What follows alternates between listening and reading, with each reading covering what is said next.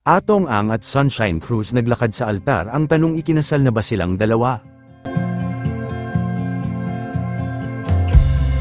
Ibinandera at walang kabog na hindi ikinahiya ni Atong Ang si Sunshine Cruz at ipinagmalaki nito sa kanyang mga bilyonaryo na mga kaibigan ang kanilang relasyon.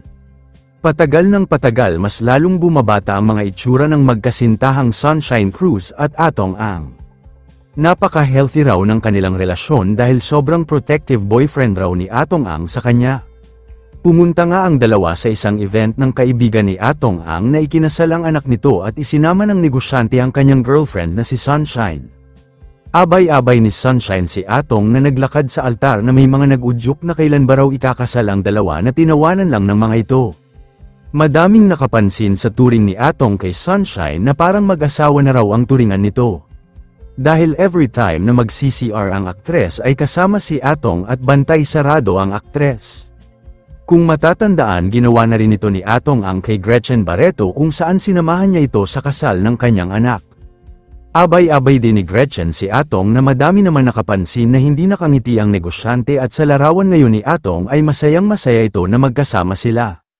Kaya madaming nagtanong na baka hindi na masaya si Atong Ang sa naging relasyon niya kay Gretchen Barreto na pawang isang malaking palaisipan pa rin kung naging sila bang dalawa.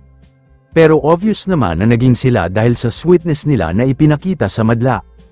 Pero ngayon ay ang tanong, kailan ikakasal si Atong Ang at Sunshine Cruz? Ayon sa balita, isang malaking fact na this year of 2025 ay ikakasal ang dalawa at sinabi raw ni Atong na si Sunshine na ang huli nitong makakarelasyon at makakasama na sa pagtanda nito.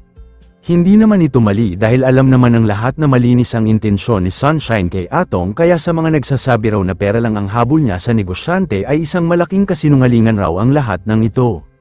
Mahal talaga ni Sunshine Cruz si Atong Ang na makikita naman raw sa kanilang lagay ngayon sa mga itsura ng dalawa ay hindi maitatanggi na healthy at napakabata tignan ng mga mukha nito.